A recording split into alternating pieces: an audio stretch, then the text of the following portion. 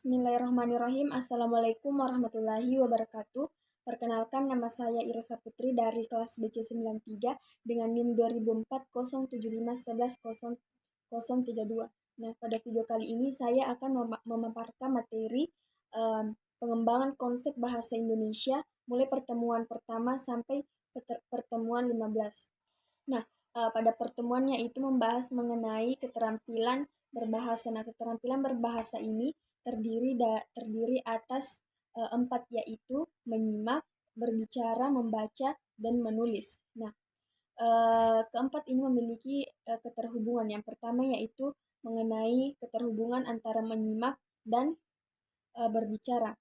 Keterampilan ini saling berkaitan karena tidak ada yang perlu dibicarakan apabila tidak ada seseorang yang mendengarkan. Kemudian selanjutnya yaitu hubungan antara menyimak dan membaca. Kedua keterampilan ini sama-sama memperoleh seseorang untuk mendapatkan informasi. Artinya, jika seseorang dapat mendapatkan informasi dari bacaan yang mereka simak. Kemudian yang selanjutnya yaitu hubungan antara menyimak dengan menulis. Dengan menyimak suatu ujaran atau informasi dapat menumbuhkan kreativitas dari informasi yang mereka peroleh sehingga dapat dituangkan dalam sebuah karya seperti puisi, prosa, dan lain sebagainya. Nah, hubungan selanjutnya yaitu antara keterampilan berbicara dengan menulis. Kedua keterampilan ini digunakan untuk menyampaikan informasi.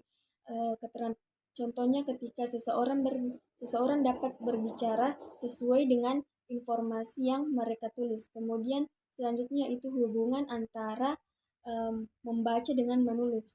Artinya tidak ada yang perlu ditulis jika tidak ada orang yang membacanya.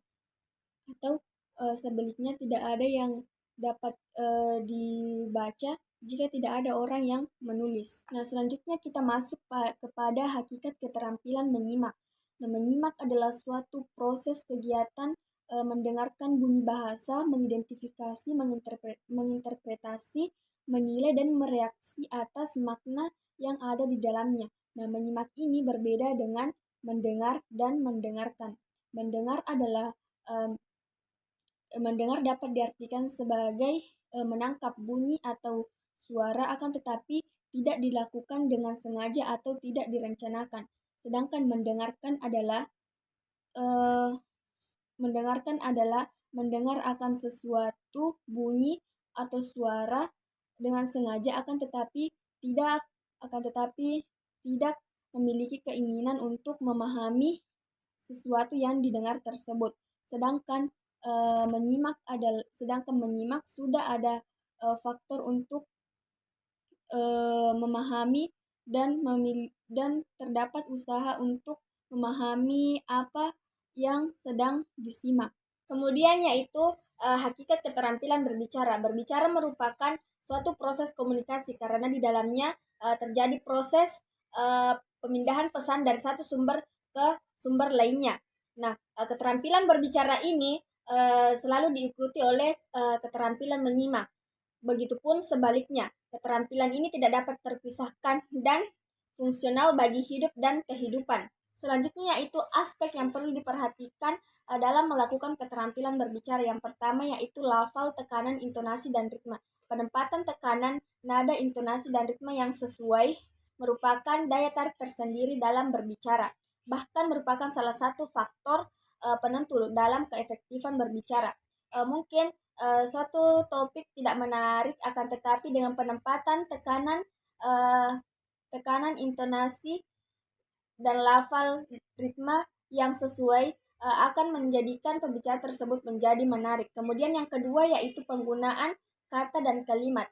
Dalam berbicara kita harus memperhatikan pemilihan kata dan kalimat yang sesuai dalam menyatakan makna dalam kondisi tertentu. Kemudian yang terakhir yaitu aspek non-kebahasaan. Adapun aspek-aspeknya yaitu kenyaringan suara, kelancaran, sikap berbicara, gerak-gerik dan mimik gerak-gerik dan mimik muka, kemudian penalaran, dan yang paling penting yaitu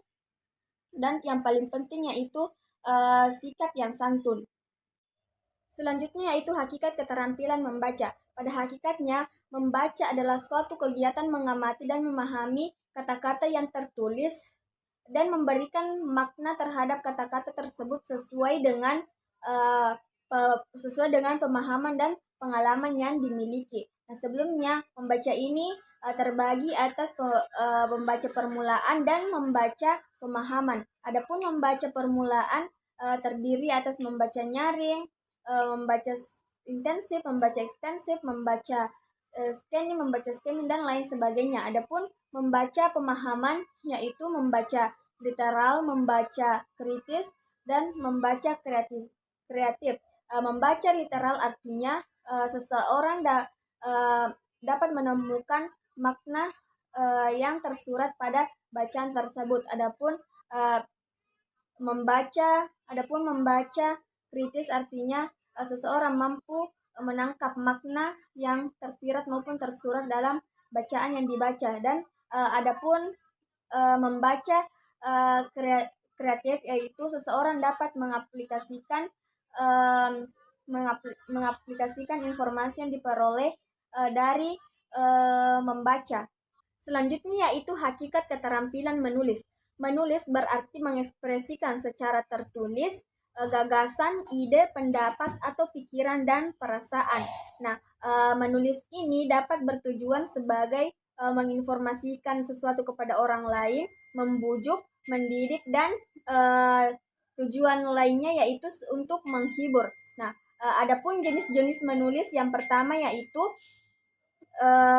eksposisi, yaitu karangan yang berusaha untuk menerangkan, menguraikan, dan menganalisis suatu pokok pikiran untuk memperluas pandangan seseorang. Kemudian jenis lainnya yaitu deskripsi, yaitu karangan yang berisi pemaparan atau gambaran dengan kata-kata suatu benda, tempat, suasana, dan keadaan. Kemudian yang ketiga yaitu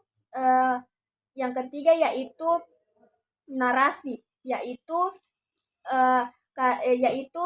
karangan yang berisi tentang pengalaman atau rangkaian cerita yang ditulis sesuai dengan perkembangan dari waktu ke waktu. Kemudian jenis yang keempat yaitu argumentasi. Argumentasi ini bertujuan untuk membuktikan pendapat penulis atau mempengaruhi orang lain untuk menerima pendapatnya. Kemudian jenis terakhir yaitu persuasi. Nah, persuasi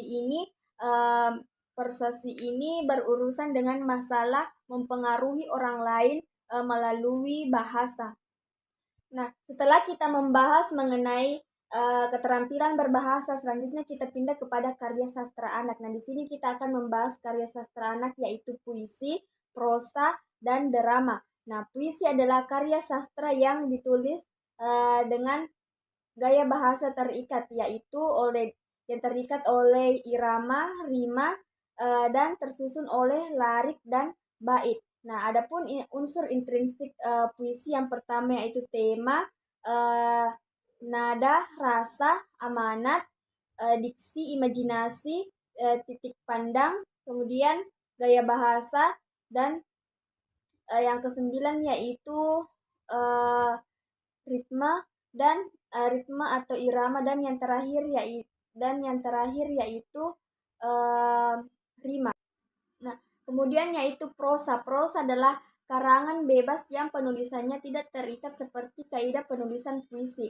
Nah, adapun unsur intrinsik prosa yang pertama yaitu plot atau alur, yang kedua penokohan, yang ketiga latar atau setting, yang keempat amanat, yang kelima pesan atau amanat, yang keenam sudut pandang, yang terakhir yaitu konflik.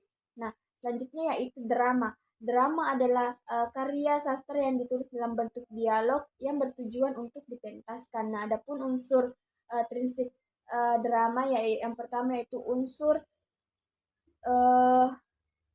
pertunjukan, yaitu terdiri atas penokohan, pemain, tokoh, sutradara, dan penonton. Dan unsur cerita yaitu penokohan, yang kedua adalah dialog, yang ketiga adalah latar, dan yang keempat adalah alur cerita.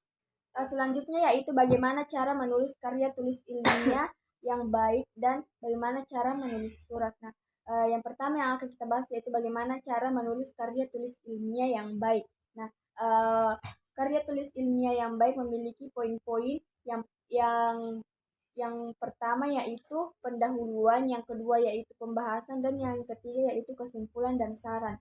Nah, pada pendahuluan terdiri atas latar belakang, rumusan masalah, dan tujuan penulisan. Nah, kemudian pembahasan, pada bagian ini berisi tentang ulasan uh, atau rangkaian tentang penyajian penelitian yang dilakukan. Kemudian yang ketiga itu kesimpulan dan saran, berisi uh, kesimpulan tentang uh, kesimpulan tentang materi yang ditulis dan saran-saran mengenai karya tulis yang dibuat tersebut.